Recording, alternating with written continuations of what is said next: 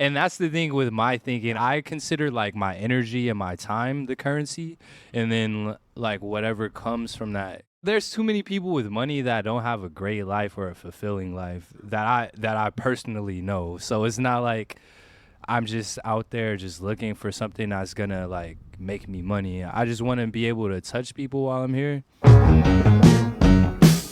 Hello and welcome to Here in LA, Leimert Park Edition.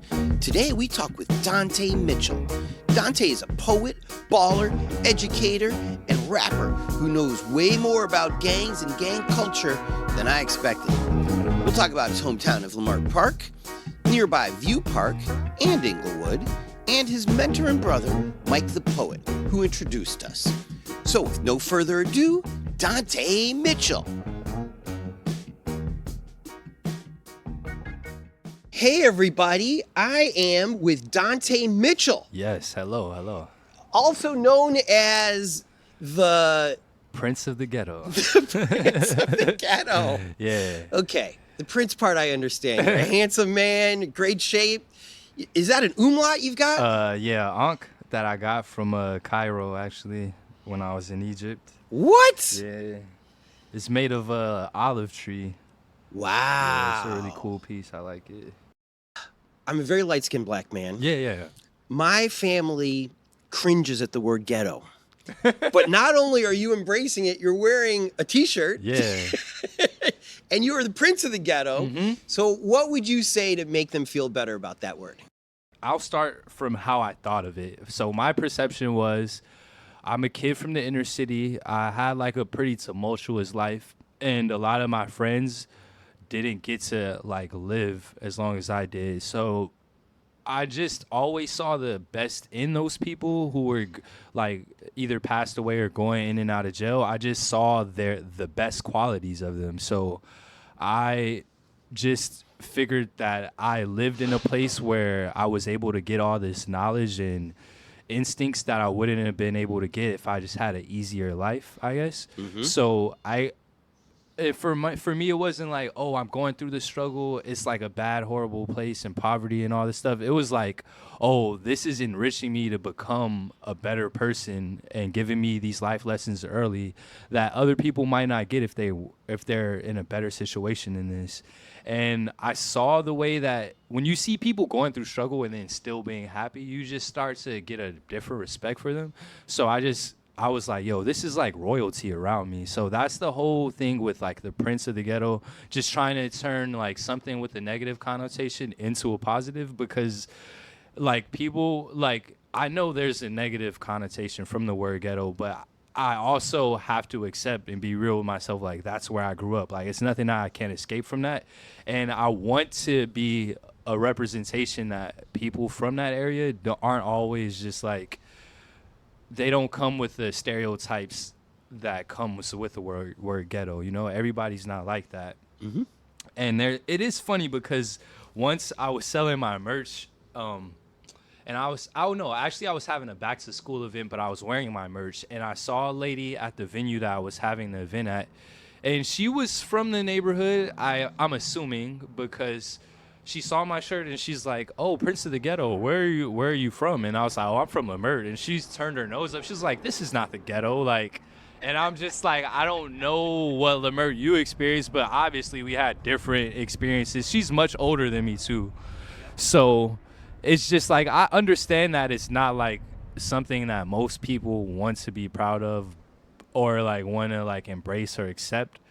But like the famous song by War goes, the world is a ghetto. There's no way that you can escape it. Like people think that there are nice places, like, but there's people in those places that are snakes, that are hustlers, that are pimps even, mm-hmm. just like we have in the ghetto. So no mm-hmm. matter what area you live in or what social economic class you're in, you still have to go through the same things that people do in the ghetto. You may not see it as face value for what it is because it's like this big dressing on it that makes it look nice. Yeah.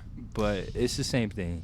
Well, and everything's relative too. So when we talk about all of South LA, Leimert might be one of the best spots. Right. And so this woman might be looking at it in that perspective. Exactly. But if you go north of the 10, people are like, south of the 10, why do you want to go over there? Exactly. And yet you look at West Adams, and I mean, there's damn mansions in West Adams, and Leimert is a nice place. In fact, it's so nice, people are worrying about gentrification, especially with the Expo line, right? Yeah, it's definitely already hit, and it's like probably gonna be within the next few years a totally different neighborhood than the one that I experienced growing up.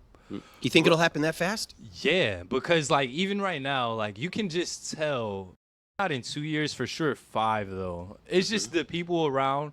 I feel like the people that hang out in the village, if you guys are not familiar with the area of Leimert Park, there's a street called Degnan where we have these shops, coffee shops, bookstores, the world stage, theaters, and it's just like a big cultural epicenter. It has been for years now, like at least 50 years. And that space is very, if you go there, you're not going to be like, this is like a gentrified area, because it's like where black culture thrives.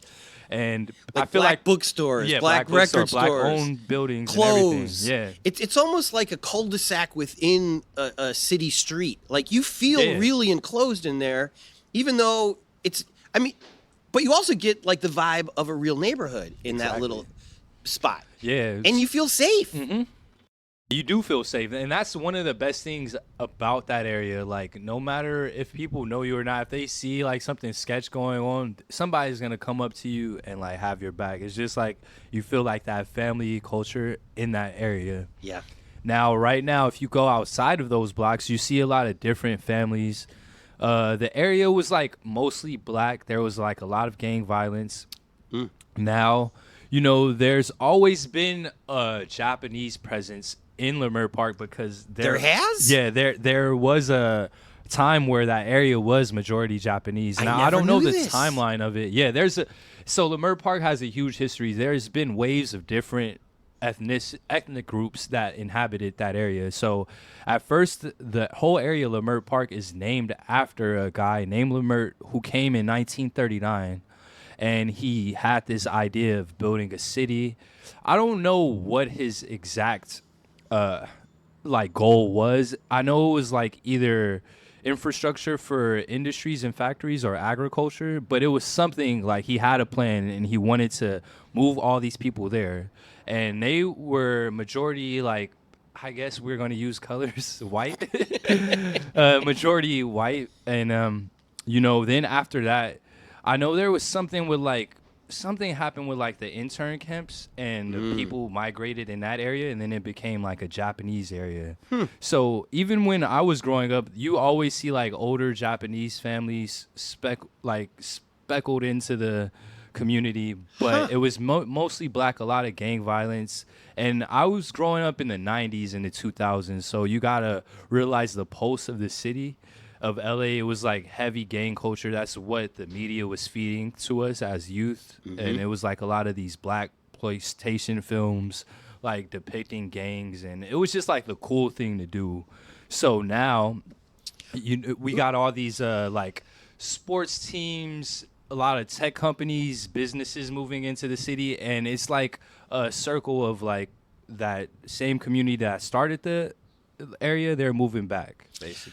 Seeing a lot of construction on Crenshaw and King, and it makes me nervous because I used to go there all the time for M&Ms. Oh yeah. And that M&Ms was nasty. The people were mean, but the food was great. Exactly. So you put up with everything.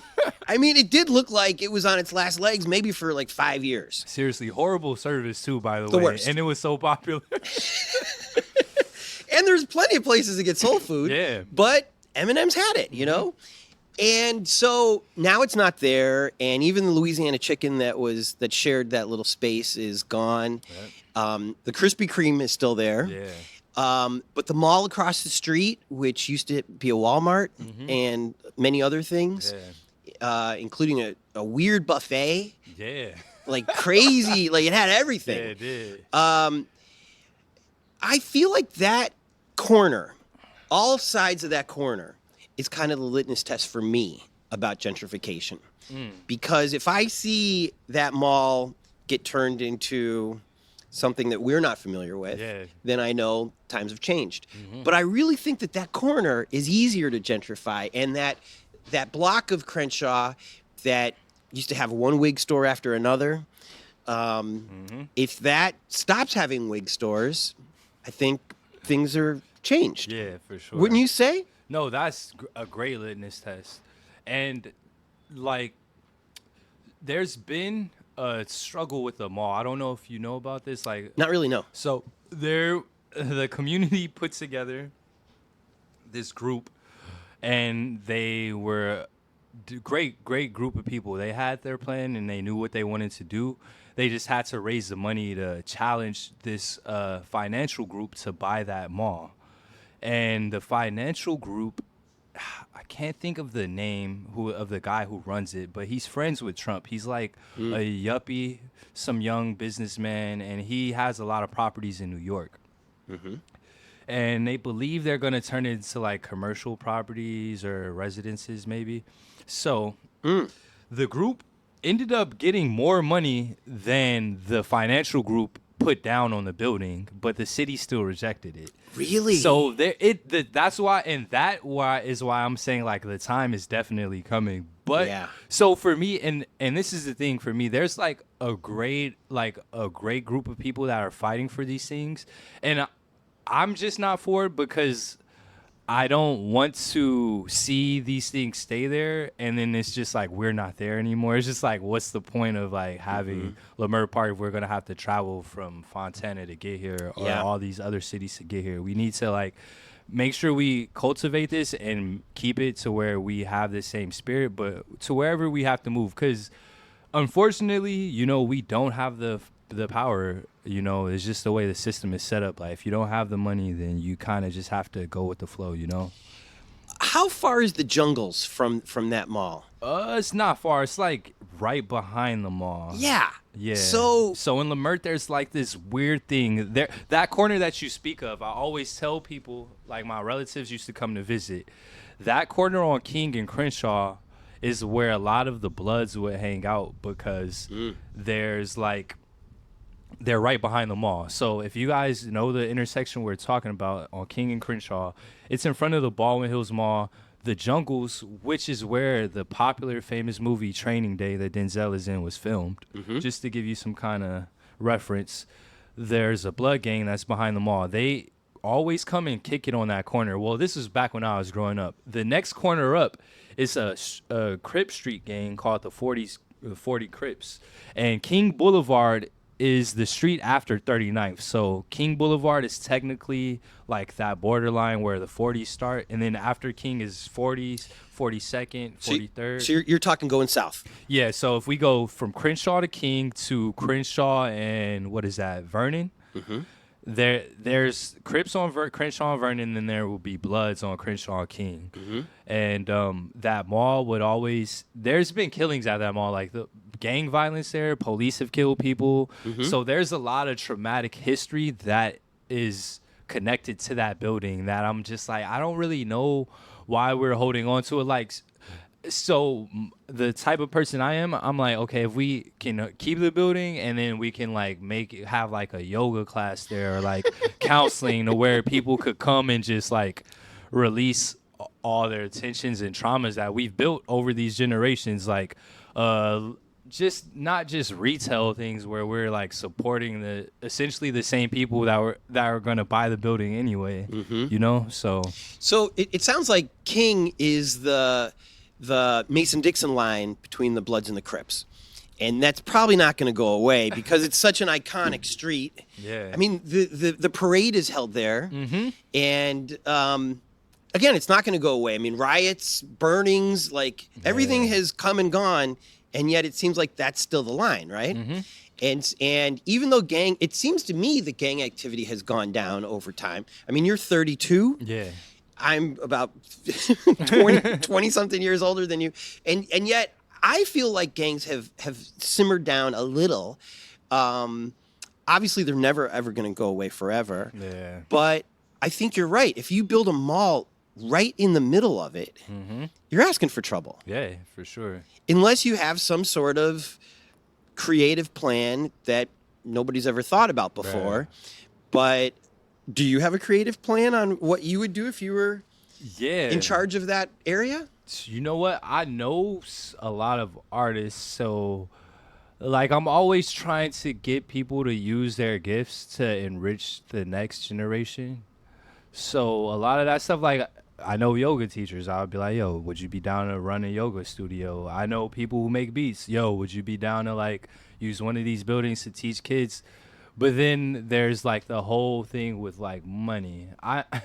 And that's the thing with my thinking. I'm like, that's like one of the last things I'm ever thinking about. Like I consider like my energy and my time the currency, and then like whatever comes from that comes from that. Like I'm not just one of those people like, oh, I gotta make the most money out of this situation, because I don't know. There's too many people with money that don't have a great life or a fulfilling life. True. That I personally know. So it's not like I'm just out there just looking for something that's gonna like make me money. I just want to be able to touch people while I'm here. You know, we don't have to be here. There's like how many sperm cells? Like we were lucky enough to be here. I doubt that we were just supposed to come here just to like collect a piece of paper that another person that was fortunate enough to be alive thought of and made and created, and now we print it out. Like it's just like such a low vibrating thing for me. For other people, you know, that's not the case, but we're all individuals. Well, but you're a special individual, and I can tell that already, Dante. So you grew up in Leimert. Were you? Because I did not grow up in your neighborhood. I grew up in the whitest suburbs of Illinois. Okay. So I have absolutely no idea what you experienced as a young person, and all I have is Training Day and Boys in the Hood. And I mean, I did live in Inglewood for a little while when I first moved to LA, because I wanted to have a different experience. Right. And I'm glad I did, because when the riots happened, I feel like I understood them a little bit, the Rodney King riots, because our little corner Korean market guy didn't treat the customers who were almost all black well. I guess my question to you is, it sounds like you weren't involved in the gangs as a young person. No, not at all. How did you stay away from it? Well, my father was incarcerated when I was younger, so any element of like, I mean, I guess before that, I kind of already had, before my dad, he went to jail when I was 11. But even before that, I kind of always had a great group of community around me, like adults. And most people that do join gangs, I feel like that's what they are seeking. So I was just fortunate, honestly. I was just honestly fortunate. And then were your friends in gangs? Yeah, a lot of my so my first friend that died from gang violence, I was 9 years old. How old was he? He was 15. Okay. Joseph was the only white kid from my community from Inglewood. Yeah. So that's another thing. So I grew up, before I moved to Leimert, I was born on a street called Queen Street in Inglewood, and we literally had most races represented. Like I grew up with like Filipino kids, white kids, El Salvadorian, Mexican, like black, anything you could think of, really. They were all there, and we had a park. Queen and what was this? Queen and Florence. So there's a park called Queen Street Park. I grew up right across the street from the park. Okay. Yeah, and it's near the Inglewood Cemetery. So I never really had, even though I grew up in the hood and it was like, I guess, a lot of gang violence, I noticed that a lot of people, my peers, had this thing about like white boys or that, but white boy, like I never had that thing, because that guy Joseph was one of the toughest people from my neighborhood. Oh, was he? And he was like in the blood gang. So he was like one of the only white people I knew besides the rest of his family. But I didn't think white people were like super tough, but I definitely didn't think they were soft, because I had Joseph in my neighborhood, you know. So, and he was the first kid that I knew that died from gang violence. He died there was a convalescent home. So if you take Queen Street all the way down from, like I said, Florence, the other street is, what is that, Hillcrest or Manchester? You go down the hill, then you go up, and at the top of the hill on Queen Street in Manchester, he got killed right in front of the convalescent home. I'm sure it was like from a rival gang. Guns, knives? Gun. He was shot down. Yeah. Yeah. Okay, so you had this guy that you looked up to. Mm-hmm. Was his death what deterred you? Or That's a great question. Maybe. Yeah, I never really understood the whole culture of being in a gang, I guess. Like, I still don't. Like, and now as I grow older, I noticed that I kind of, man, I kind of think that it's just like very, what's the word? Like, it's just whatever, like the point they're trying to prove is like the exact opposite of what they're doing. Like, you're trying to be all tough and stuff, but it's like you go to other people for protection. Like, I never was that type of guy, like, that I felt like I needed somebody else to like fight my battles for me.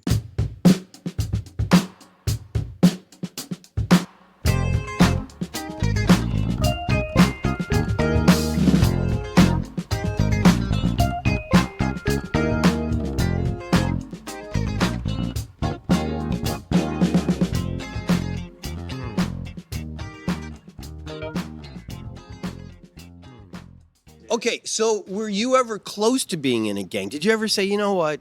Fine. No, but Never. no, but like you said, like I'm an athletic guy, so like because of my size, like people would always be like, "Oh, like trying to recruit me to their game." You also play basketball, right? Yeah, I play basketball, Okay. so that saved me too. Like if you Oh, it play did? sports in the inner city, that saves you from like kind of like being like messed with, because like if you're good at sports, then it really saves you. So Hold on that's just a second. We got the LAPD trying to... right on cue. Mamma mia. I mean, this courtyard's great for lots of things, but today we got bees, we got the cops. Okay, let me ask you about basketball, because I loved sports when I was younger, and I thought I was good at basketball because I was surrounded with white people. Yeah. Then I met black people, and I learned I was not good at basketball, Yeah. but I was good at trash talking, which my black opponents were excellent at. Yeah, They were hell just yeah. as good at trash talking as they were at basketball, which I loved. They called me every name in the book, which was great. As they're shooting, as they're stealing. But it was all in fun. Yeah. But every now and then, you pull off a couple good shots, lucky shots, and they want to fight. Does that happen in Leimert Park?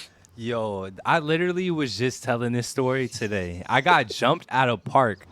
It's not in Leimert Park, but it's not far. It's like 2 minutes away. It's like the very next community over. There's a Which park one? called Dinker Park. Okay. And this is a little bit closer going to USC. If you go down Western Avenue, headed north, and you get to like Western and 36, you make a right, and then you're at Dinker Park. And the gang that resides in that area is the 30 Crips, Harlem 30 Crips. So I was playing basketball, like just doing what I do, like always, just hooping. And then a guy kind of takes offense from how hard I was playing. Like, I was just like, I was so confused. He was just like, defense, and he called foul, and I was just confused. I was like, what are you talking about? Like, that's not a foul. Like, are you from LA? Like, so he's just like, That's an Orange County foul? yeah, it was like a suburb foul. Like, I'm like, what's going on here? So he like doesn't even like say anything. He just takes off on me, punches me in my face. Next thing I know, I got like 5 dudes swinging on me, and 2 of my friends are there. But it's funny because when I was telling my friend, he was like, why didn't they do anything? I remember vividly thinking like, I hope they don't jump in, like, because it's gonna get worse. Like, Really? we were so outnumbered. Yeah. And I feel like if they would have jumped in, the people that were just like, oh, it's enough people, they would have all just jumped, all 3 of us. Like, it would have been bad. And it wasn't just like I wasn't able to walk out. I had no broken bones. I had a hole in my lip, and I still went to work. Like, it was kind of like we got in a scuffle, and then everybody broke it up, because I knew I go there a lot. At that time, I had been going there a lot, so I knew a lot of the people, and they were kind of like, oh, back off, and they were able to get the crowd off me. But then by that time, I was just like, I'm gonna leave, because I didn't know what it could escalate to. I saw the dude who originally punched me on the phone calling people, so I'm like, let me get out of here and just go to work. Like, it's not really that serious to me. Okay. Now, I don't know if this is a generational thing. I'm Gen X. Mm-hmm. You're Millennium. Mm-hmm. I feel like there's a terrible combination in sports among black men. Mm-hmm. Our machismo level goes way up. Yep. Especially in street basketball. Mm-hmm. I would say more so than any other sport. Yeah, it doesn't. for I don't think it sure. happens in baseball as much. Nah, for you can sure. slide in hard at second base and whatever. Yeah, Spit yeah. on the guy. Mm-hmm. But that's about it. But in basketball, you do have to question the man when he calls an Orange County foul out. Yeah. Don't you? Yeah. Otherwise, you're a punk. Yep. And so, again, we're playing this very dangerous machismo ballet Mm-hmm. where he's got to be tough and he's got to defend his call. Mm-hmm. You've got to question it and push back a little bit. Yeah. And you never know where the line is where you're going to get punched. Mm-hmm. And I feel like as black men, it's our duty to try to find out where that line is. Yeah. Nah, I know what you mean. Is that still the case among young It is. people? And even for me, I always had an extra chip on my shoulder because I knew the guy who punched me was actually a gang member, and I could already tell. So I felt like he was just trying to test me, like, oh, I'm gonna call a foul even if it's not a foul. And I always had situations like that in my life because of how I talk and how I carry myself. People in my neighborhood used to be like, I don't know, they have it's like a thing in lower income communities where, like, if you talk properly, you're not as tough, or you're like a pushover or something. So I was always found myself in those situations. So it wasn't like anything for me. Like, I wasn't like, oh, I was stepping out of my comfort zone. I was just like, oh, this is another guy thinking he's just about to punk me or whatever. Yeah. So I said something about it. And but back to your thing about our interaction with each other as black men, it definitely is just like this extra pressure put on us because of our depiction in the media. Like, we feel like we have to live up to a certain idea or caricature of like who we really are, because every human has their own sensitivities. It's not like every black man is just super hard and just wants to like go beat up on people and have sex with every woman he sees and shit like that, you know? It's not like that at all. But definitely every black man feels that pressure. Like, if there's a lot of beautiful women in the room and he's the only black guy, he does feel extra pressure. Or if there's all these black guys walk in the room, he does feel that pressure to be like, oh, let me like kind of straighten up or look a little bit more tougher. Like, so say if he was just like leaning with his fist on his chin, he sees like five guys, he'll like put his hands on his laps and sit straight up. You're like, you know, there's always just like those little things like that. But there is the spectrum. Yeah. You do have the Suge Knights and you have the Kendrick. Exactly. Yeah. You know, and I mean, Kendrick in Compton must have been a trip, you know, because he was probably as soft-spoken as he is today, but his lyrics are not soft-spoken. See, the thing about Kendrick is he actually is gang affiliated. Like, people don't know that. Like, if you're from LA or just Compton, I guess, like from that area. So my family's from Compton. The stuff that he raps about and certain words that he says, it is the gang culture in Compton.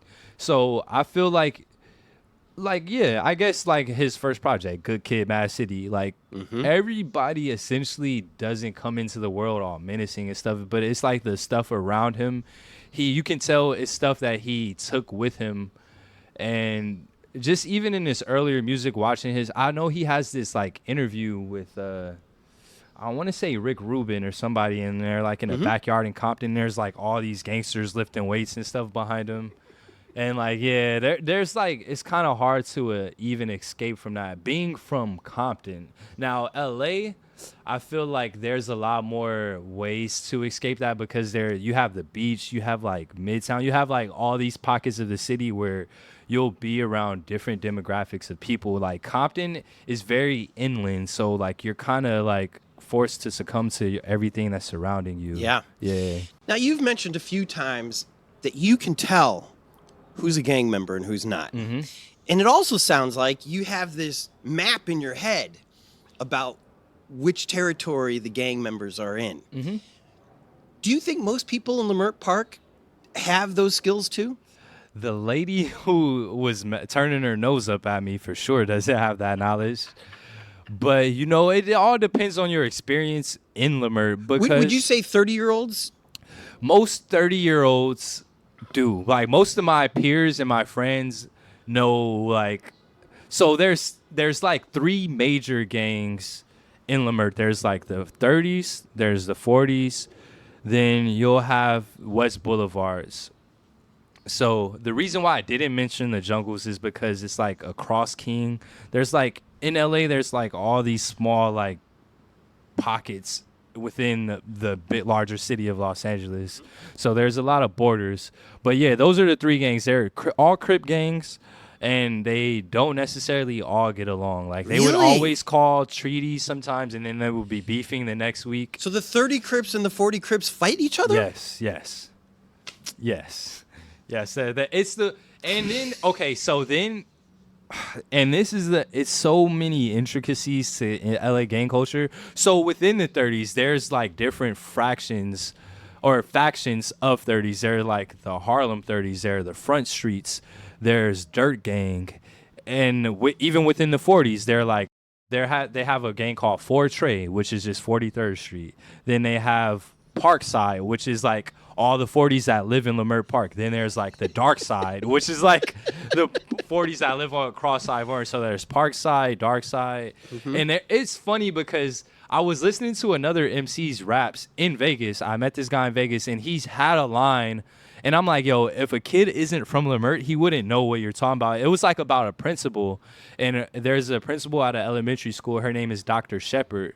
And he said he had like a line about something about Dr. Shepard, but the students were like sheep with their feet cut off or something. It was like a really clever line because I was like, yo, that's amazing. Like how you poetically like referenced the doctor. Her name was Dr. Shepard, but you like the kids were like sheep with their feet cut off, like they weren't able to move up in life. Like I just thought that was so beautiful and poetic.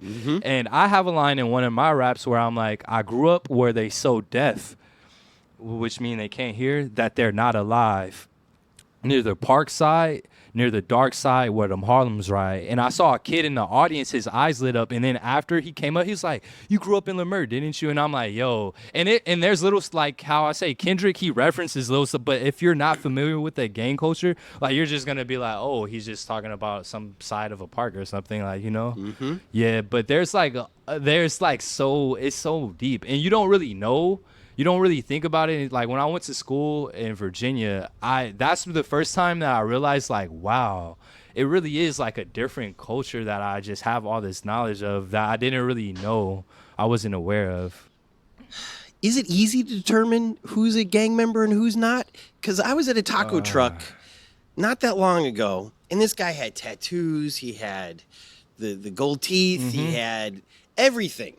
I just thought he looked amazing. Yeah. And because I'm an idiot, I go straight up to him and we start talking. Yeah. The girl I was with was, you're crazy and you were touching him. COVID, gang stuff, like, what's happened? And the man explained to me that he had been stabbed. Oh, and wow. And I said, can I see the scar? And he lifted it up and I was like, that's not that big. And she was like, you insulted his stabbing? Are you insane? Yeah, that sounds but crazy. I don't think so. I think that, again, I think respect among black and brown people is tantamount. And I think when you treat people like humans, that gives them the respect that we're all searching for. Right. And two black men in a parking lot can tease each other about our scars. Yeah, for sure. You know? Yeah, for sure. And also, I think BS is the opposite of respect. So if I was like, oh, wow, that must have really hurt, that's BS. Yeah, for real. So I think he respected me for keeping it real with him. Yeah, no, he definitely does. And that's the thing, only because he knows that you're like, you can kind of relate to him in some way. Like, if it was like somebody of another ethnicity, it probably wouldn't have went the same way. No. So, is there an easy way to tell if a guy isn't a gang or not? So there are certain tattoos, like there's they're definitely indicators. So if somebody wore that Chicago Cubs hat back when I was growing up, they were most likely from Harlem 30s, or like the Milwaukee Brewers. So Okay. I don't know if you guys are familiar with the Milwaukee Brewers, but they have a glove on their hat. One of the greatest Admitted. baseball symbols Yes. ever. And the glove doesn't have the thumb thing. It just has the space for the four fingers, and that's how you throw up 40s. So the 40s wear that hat. So growing up in Leimert, if you see people with these hats on, that's a great indicator. Wow. Another one is another Chicago team, the White Sox. Yeah. That's 6-0. And it doesn't make sense. It just has a S, X, and O, but it's not. Is like that why Ice Cube 6-0. was wearing the White Sox hat? No. So the White Sox hat did become famous back in that time. Yeah. In the like Raiders and White Sox hat. I think it was just that black and white aesthetic that they Right. liked. Right. But in coming in, see, and gang culture wasn't the same even back then as it was when I was growing up. It was like they kind of and you got to realize this is like 10 years after Ice Cube came on the scene, like in the 90s. So there's been like all these years of establishment of like people, newcomers adding different cultures. So but probably between that time and the time I grew up is when they were establishing, oh, this hat means this hat goes for that game. So White Sox was like 6-0, the Milwaukee Brewers are 40s, 30s. And you got all these hats. The Seattle Mariners were 60s too. The S Dome. They call it the S Dome. Oh. And all of these things. So if you see peoples with those hats on, if you see peoples with the tattoos of those teams, Yeah. those are indicators. Also, just The the tattoos colors. of the baseball teams. Yeah, the tattoos of the baseball teams. Or it will be different. They have different signals too. Like if somebody is wearing, so Crips wear blue, but only the 40s wear baby blue. Yeah, it's like that. So in my neighborhood, if somebody was wearing like a royal blue, Yeah. then I'm like, okay, they're from 30s. But then if they had on baby blue, they're more than likely from 40s. And there's stuff like you could go to the swap meet and get a regular T-shirt.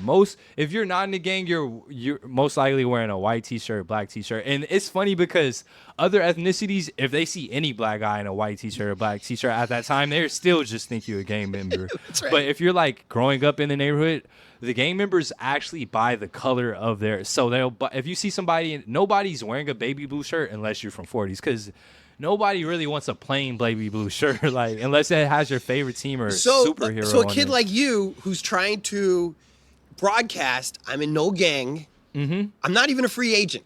Yeah. You would wear just a plain white tee. Yeah, and it was hard. It's definitely hard. I remember I loved hats, and the first hat that I ever got was like a red Cincinnati Reds hat, all red with the red C. Who inspired you to do this? If I'm being honest, at the time, the rapper The Game was very popular. Yes. Yes, and he was What? from Cedar Block, which is a blood gang in Compton. Why did you hesitate saying that you're down with the game? The game is great. Well, yeah. Has he fallen off? Did he do something No, bad? He's not falling off. I guess I just don't. Back then, I definitely held him in a higher esteem than I do now. But that's with a lot of celebrities. And Well, he came out Yeah. incredibly like he was.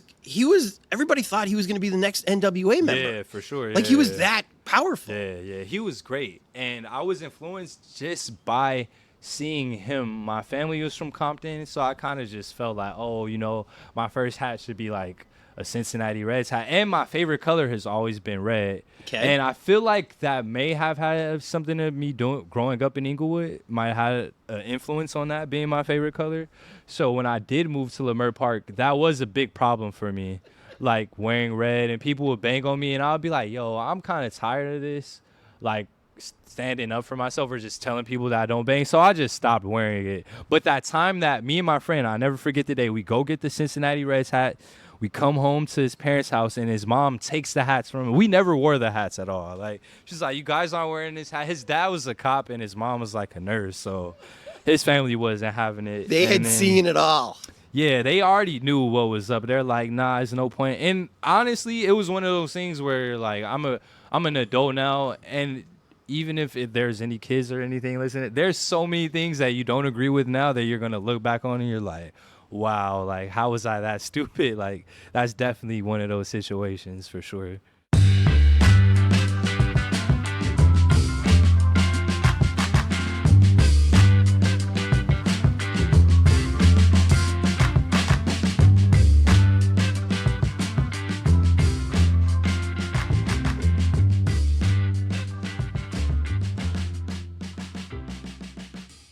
I mean, we could talk about gangs forever. Yeah. And it would be great for our ratings. This is not why I'm doing this. If I wanted that, that's all we would talk about is gangs and sex and drugs, and I'd be rich. I know, right? Let's do the opposite. Let's talk about poetry, Dante. Okay. What a segue. Because hip hop, rap, all of it comes from poetry. Mm-hmm. Yeah. And there's something about twisting the language in beautiful ways, melodic ways, interesting ways, throwing in where you're from, like as little like Easter eggs in there, is something that they've been doing forever. Mm-hmm. And I think for people, because of hip hop, have done it because it's free. Mm-hmm. You can do it at a corner. You can do it at a church. You can do it at a hall. You don't need equipment. You know, it's hard to be a football player because you need 23 other people and equipment. But to spit lyrics, you don't even need a microphone, right? Yep. Is that your take on why poetry and hip hop is big in Leimert Park? Well, yes, and not only Leimert Park, just like why it was birthed out of all these like low income communities, because there's like this pressure and to be something, or to like you said, you're like taking something and then you're twisting it into what you want it to be. And for most of us coming from those areas, there's like, we don't want to be in this area, right, with all these violence and all this low income stuff. So it was our way of just creating a new world. Just like me saying Prince of the Ghetto. It's just like, just how my reasoning for that is the same way reason why hip hop was birthed, because we just needed a way to feel happy about ourselves. That's why most hip hop is like super braggadocious, because it's like if we don't pump up ourselves, it's like the world tells us that we're nothing all the time. We have nothing. So the only way, it's kind of like we're fighting our demons with the poetry. What's your Instagram? Lineage of the Kingdom. People are going to have to spell lineage? Yeah. So it's line, age. If you know how to spell those two words, then you're good. Line, age of the kingdom. Okay. So I went on your Instagram the other day, because we've never met before. Yeah. By the way, thank you for coming over here. Of course, my pleasure. To East Hollywood. What gangs are in East Hollywood? See, in that, I'm not even going to act like I know. I really do not. I have no clue. Now, there are gangs in East Hollywood. Right. That's a big misconception. Hollywood, East Hollywood are not just like fucking, I don't know. I feel like people that are not from LA, they think it's just like all beautiful and just movie stars, and that's not the case at all. But you know, when you guys come and visit for yourself, you'll see what I'm talking about. Well, first of all, we're more beautiful than most movie stars. And you're probably not going to see us, which is too bad. I know. But I have seen some MS-13. There you go. Yeah, that makes sense. Graffiti. I don't know if it's real or not. No. Or that is, just coming they are through. over here. Are yeah, they okay? Okay. The reason I mention your Instagram is on your Instagram, you're spitting rhymes. You're in. It almost looks like a cave, or I forget which venue this was, but it almost looked like a tunnel you were in. It's beautifully colored. Oh yeah. Where was that? So that was I did a show recently about 2 weeks ago at the Loom. It's just it's a crazy, beautiful, immersive street art exhibit, and the experience that you get from the projectors that are like at every angle. There's like moving projections on the floor, so you're seeing different images moving on the floor. So don't do acid before you go. Yeah, and that's exactly what I told my girl. And me, okay, we don't even do shit like that, but we drink not even that much. But I'm like, I was drinking on here, it's no way I would be able to stand up straight. Like, but it's so cool. So they travel to different cities around the world. So you'll be in Sao Paulo in Brazil, and then every projector has a different piece of art, but you're like surrounded in it, and it's on the ground. So you're seeing these different street artists from these different cities all at once and experiencing them. Oh, wow. And then you'll go to like Rio, or you go to like Accra in Ghana. Like they're literally going all over the world and showing you different street art. You had some good rhymes that you were doing. Do you remember them? Yeah, for sure. Would you like to? Okay. Let's see. Rap terrorists, black arrogance. They sold us fool's gold. It's 24 carats where my larynx is. No horsing around, no carousel. Imperative, the energy we harness help our heirs lift. They want to perish us. We don't need white Jesus, we need therapists. We need control of our image, switch the narrative, the industry of parody, tarnishing our heritage. Before church choirs and 5G towers, we connected to higher power. Oladumare, Om, Ashe, let the fifth dimension vibrate. Shoot through, sipping green fruit juice, bowl of couscous, flow cut noose, loose. Speak freedom when I talk, no bald eagle or a hawk, soar with wings of Ma'at. Me and this light of mine, we lit up the dark. My fluorescent essence shook up the world to start anew. I'm etch-a-sketching, excelling negatives, inhaling blessings. Old head dropped some game on me. Stephen Smith said, life like music, you gotta remix it. Cypher complete stitching. Rock my own threads, P. Miller. I'm distant from the fame. Street wisdom, the elixir for the pain. Yeah.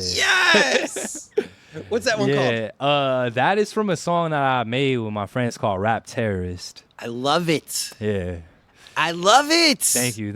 And the whole concept was like we're like coming in, destroying like the industry. So that's like a lot of the content is like me talking about like how they're painting this image of us. Like we talked about earlier with the movies and everything. Mm-hmm. That's always just been something that annoys me. And even when I listen to that verse, I'm like so happy that I'm able to be creative like this and express like what I truly feel in a creative way. Like it's such a blessing, and I thank God or the universe, whoever you want to say, like every day for the gift, because like it's just a great thing to be able to like speak, because I know there's a lot of people that feel this way but they can't really say it, you know, or they don't know how to put it into words. Your rhymes are great, man. Thank you. Did you go to college? For a little bit, but Where'd you I didn't go? finish. I went to Norfolk State in Virginia. Well, it's Norfolk. Let me pronounce it correctly. Norfolk State. And it's a military town in Virginia. Mm-hmm. It's like in the projects of Virginia. I had a very rough time there, man. A very tumultuous time. Like I was getting my books stolen. I got my dorm broken into. I broke my collarbone playing basketball. And then like right after I broke my collarbone, people were like picking on me. Like I kind of basically almost got jumped again in Virginia. Like just a crazy time, but you know, everything happens for a reason, and I was able to write one of my best pieces as an artist through all that, like through that experience, you know. Did you go to Norfolk for creative writing? No, I went for basketball. So and it was like the world's way of just telling me that writing was gonna be like my life path. I was like a huge jock through my whole life. Like I started playing sports at 4. Mm-hmm. And I played all different kinds of sports, and I ended up like taking a love of basketball.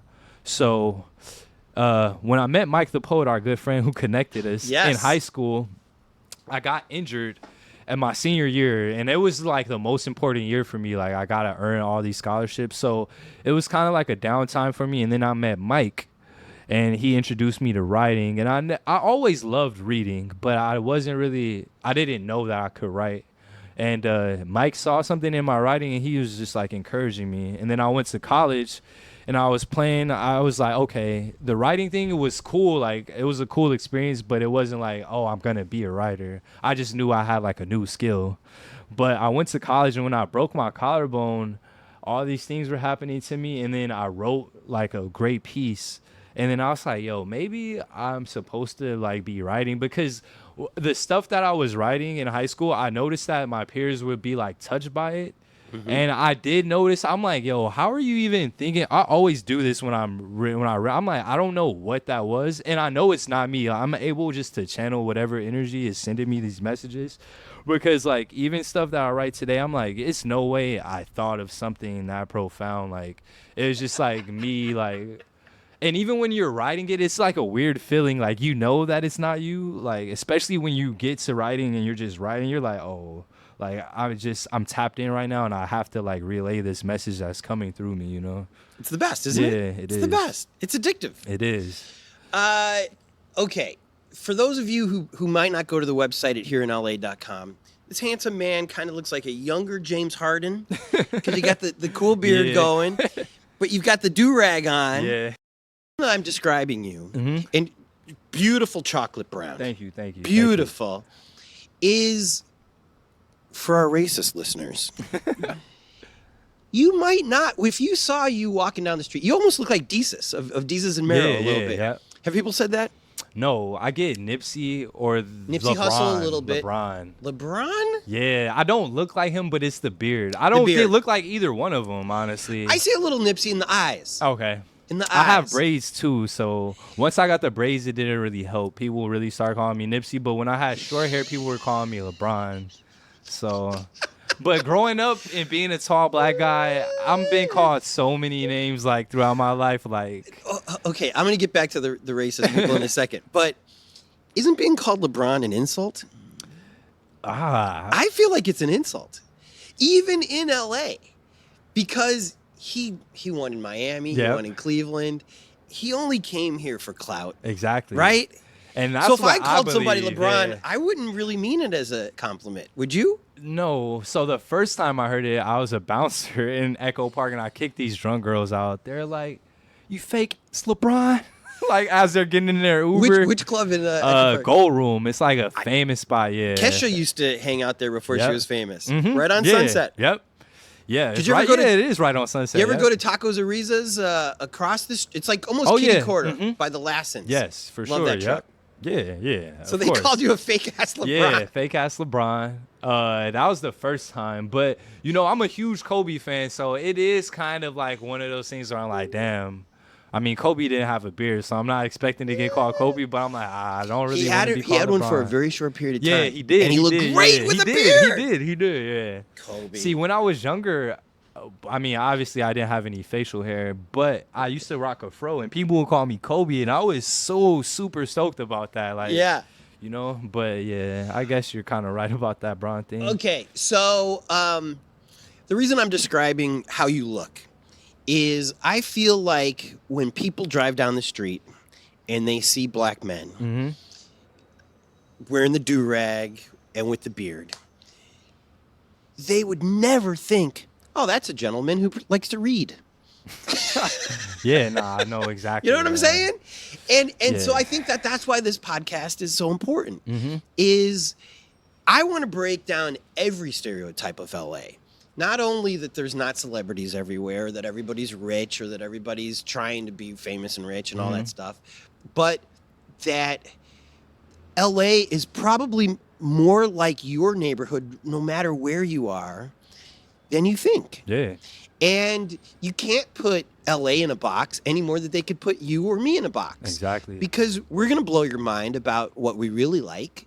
And what we really like is probably just as nerdy and as bizarre as what you really like, whoever it is that you are. Exactly. And so it warms my heart that you say that you love to read and that this white poet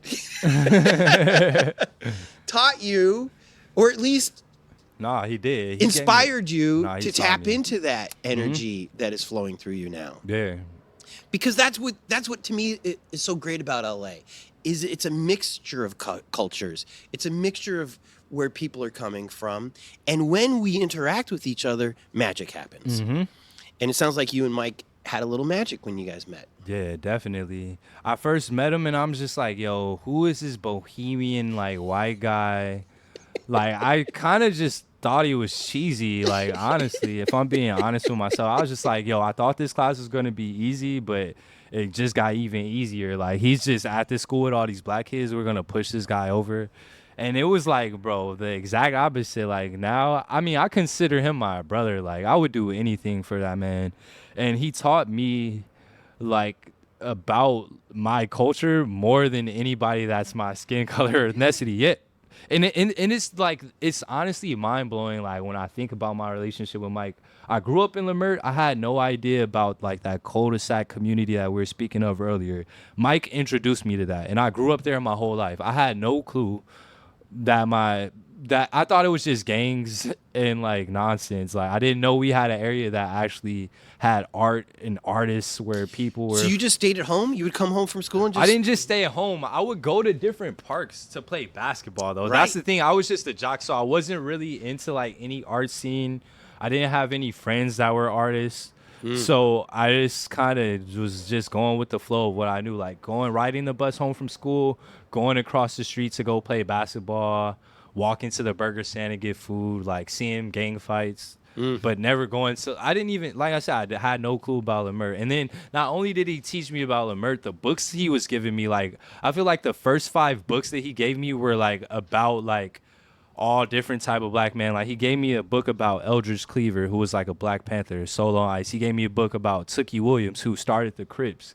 He gave me a book about who else? Asada Shakur, who was also a Black Panther, and he was like basically teaching me about like the radical side of, not even, I won't say the radical side, because I guess gang members are pretty radical people. I knew about that, but I didn't know that about like the fight against like my people. Like I knew that my life was fucked up because I was black and all of that, but I just didn't know like the terminology. Like I didn't know like redlining for housing. I didn't know all of these different things that like keep us down as a people until I start reading these books, and I'm like, oh wow, it makes sense. Like it was like a type of connecting the dots thing. Like you know what's happening, but you don't really know how to explain it or how the system moves. And then he basically taught me.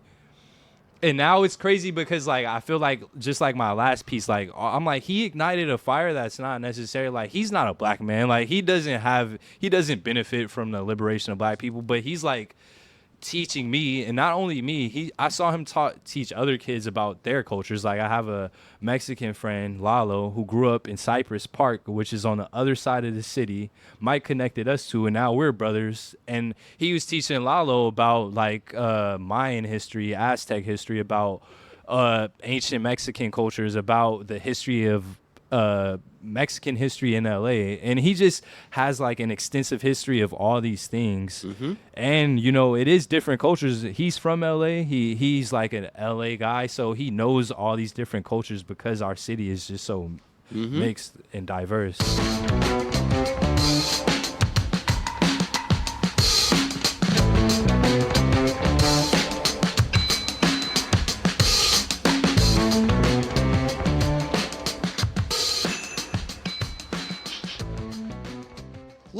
Let's wrap it up with books a little bit. Okay.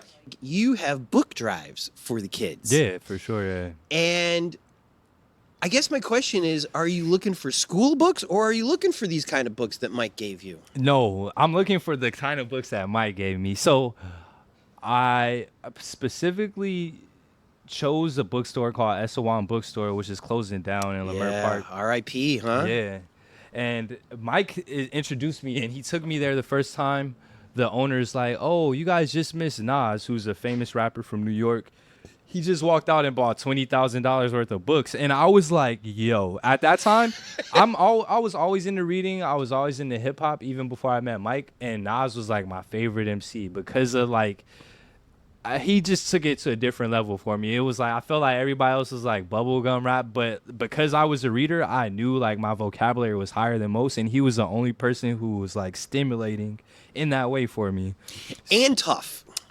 Yeah. So it was like a it was like the perfect balance for somebody coming from my community. Like, yeah. Oh, I have to kind of be tough, but I don't really want to be. It's just like I'm forced to be. Yeah. He was like my guy for that. So I was just like, And when I heard that, I'm like, yo, I'm gonna have to step it up with my reading. Like, if he's investing $20,000, and I'm like, that's what it takes to be a lyrical rapper, like, you know. So that was like what kind of inspired me. And then the Esawans, they always have black authors, and they have books about everything. It's not necessarily just like Black Panther books or anything like that. Like, they definitely have conservative, like, Republican authors, but they're black, you know, they're black authors. Well, we got to burn some books. Yeah, I know, right? So and then growing up doing events there with Mike and other older poets that were always giving back to the community, like always giving back. When I grew up, I kind of just felt that I've just felt it wasn't really a pressure, because it's something that I love and enjoy. Like, if I can give a child the same experience that Mike and these other poets are giving to me, then I would absolutely love to do it. So I just felt like it was my turn. I was getting older. It was my time in line.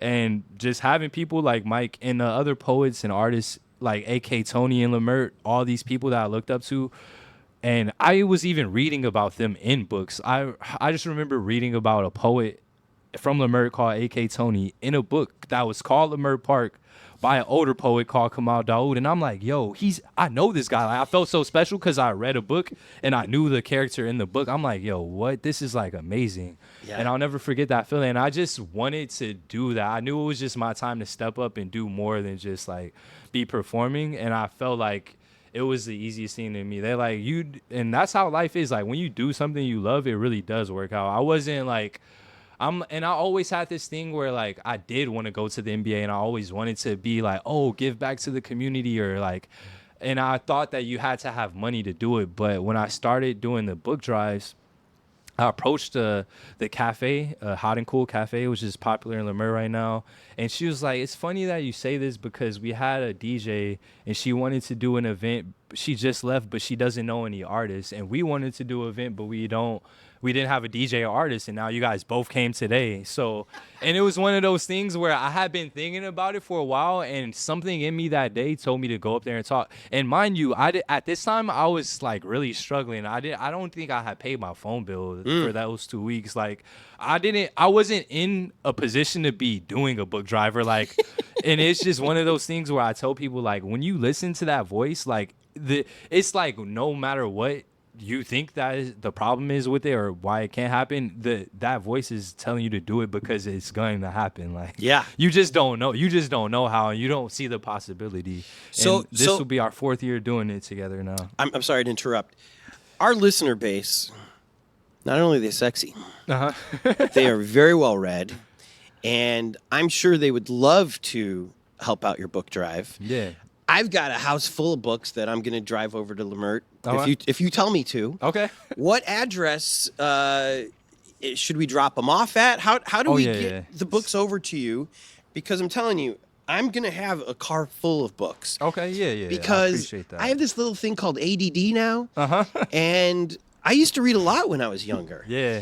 And I listen now on tape, which I've interviewed some writers and some bookstores, and they say that counts too. Yeah. I don't think it does. Because I think there is something special about it, especially being on a bus and reading your book and being really into it and then being sad when it's over. Yeah. That's an experience I don't have when I watch movies. Yeah. You know, I'm never sad when Thor is over or whatever. Yeah. But I'm sad when my favorite books are over. And so sometimes I won't even finish them. Because I'm like, well, on a rainy day, I'll be able to read those final couple chapters. So I would love to give some books to you. Awesome. Thank you. Where should I go? So, Hot and Cool Cafe in Leimert, we have a donation box set up. The address is 4331 Degnan Boulevard. That's spelled Degnan. Okay. And if you guys look up Hot and Cool Cafe on Google Maps or whatever maps you have, Apple Maps, you guys will be able to find the address. It's there in Leimert Park. Now this is really close to Crenshaw and King, right? Yeah, yep. It's not far from Crenshaw. So white King people should not be afraid. Yeah, nah. Even though we've explained there are both Crips and Bloods. Yes, but fighting over this neighborhood. That's all subsided. It's not like you could.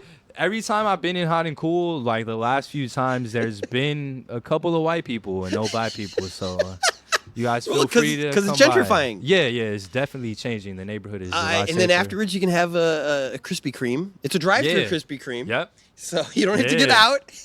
What do they serve at Hot and Cool? They got a lot of healthy options. They got like vegan sliders. They use like Impossible meat or some plant-based meat. Have you had these sliders? Yep. It's my favorite thing. I guess that's why I said it first. I've been through a couple of favorite dishes. So the top are like the soul bowl. For me, at least, they have like this plant-based barbecue chicken with vegan mac and cheese with cashew What? cheese, and then collard greens over like what's that rice called? The white rice. Yeah. Yeah, it's amazing, man. It's amazing. So like, it's vegan soul food, is what you're vegan telling soul me? food. Yeah, it's called the soul bowl. I'm sold. Yeah, no, it's amazing. People's- That's probably like the best thing. Honestly. When I say that I'm going to the neighborhoods talking to people, they're like, "Well, are you going to talk about food?" And I'm like, "No, everybody talks about food, but maybe I should be talking about food a little bit more." yeah. It's some The great Soul spots. Bowl. Yep, the Soul Bowl at I'm Hot and Cool. in. I am in. Yep.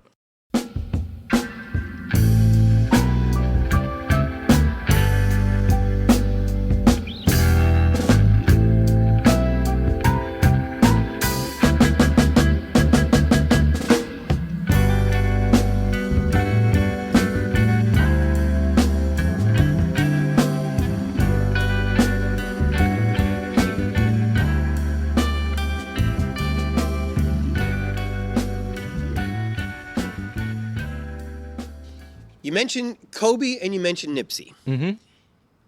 What I love about driving in South LA. Do you call it South LA or South Central, or what do you call it? I'll call it South LA. Yeah, Okay. Yeah, South. It's LA. more respectful, right? Yeah. I love the murals of Kobe and Nipsey. Beautiful. And Nipsey, to me, wasn't top of mind before he died. The way that he died, I think, propelled him in most for of our sure, minds. But I also dated a girl who was a hotel concierge in Beverly Hills. Mm. And Nipsey came in and was a total gentleman. So when he died, she was in tears. Damn. Because you meet certain celebrities and they move you in certain ways. And Nipsey actually, in a brief moment, touched her in a nice way. And I have a feeling that that's why his murals are up almost as much as Kobe's. Now, Kobe, different level. Yeah, for sure. Yeah. And died at 40 and, won rings and was only L.A. Yeah. And, I mean, you're never going to get that level of love from L.A. Yeah. But I see a lot of Nipsey murals, Mm-hmm. and I love that. Your sister went to school with him?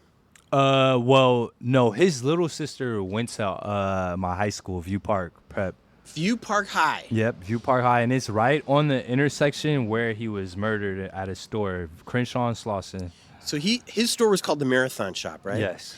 And Crenshaw and Slauson is that Inglewood or is that? No, that's L.A. That's considered like the Rolling 60s territory, which is where he is from. I love that your gang map is locked in. Yeah. Do these borders change a lot? Do you have to change your map a lot in your head? Yeah, I mean, determining on like what streets, I'm always if I hear street, I'm like going through like the Rolodex, and then when I hear the cross street, it's like narrowing it down. So we're talking Crenshaw and Slauson, right? Mhm. Okay, so Marathon is the southwest corner, Yep.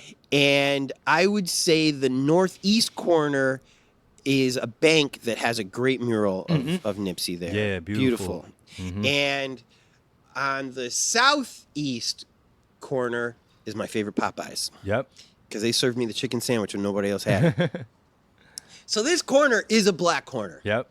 And even though there's a lot of construction going on with Crenshaw, is that subway going to go up Yeah, that? so it's running right now. So that might change the neighborhood a little bit. Oh, definitely, yeah. Or it might help people stay in the neighborhood, because if you can take the subway to work in downtown, Yeah.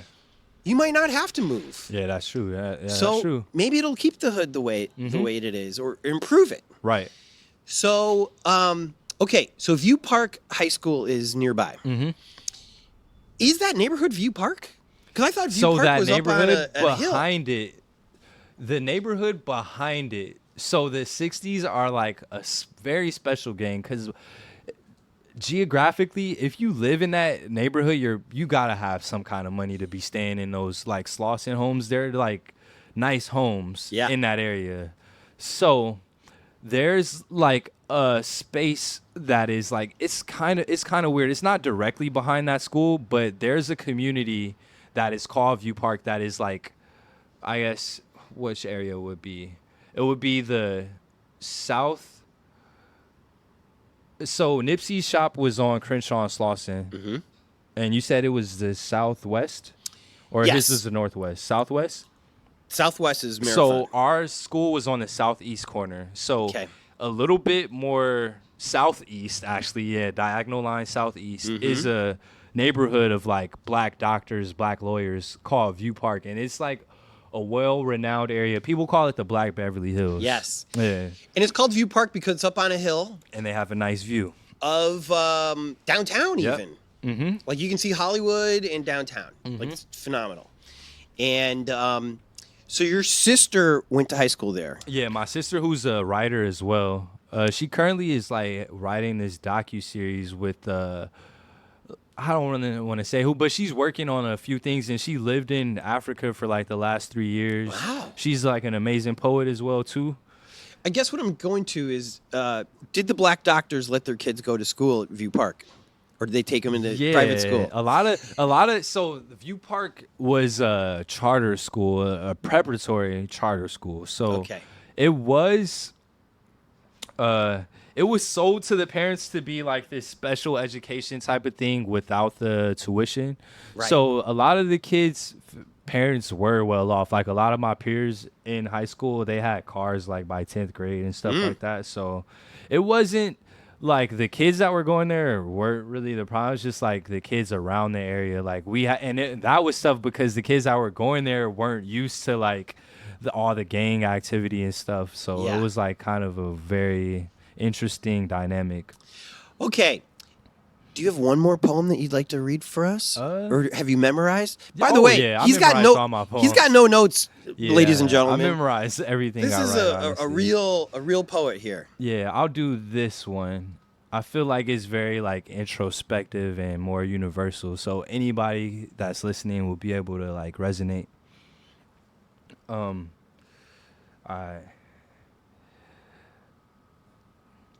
My tongue a pump, I spit classics. Reebok. Leave the scene smoky when we pull up in D-box. Rather that than the gun smoke. Give me one mic, watch me unload. Mind moving fast, but my tongue slow. Excuse this conundrum. Champ City where I come from. Got the wood on my back, crucify me, I'm God's son.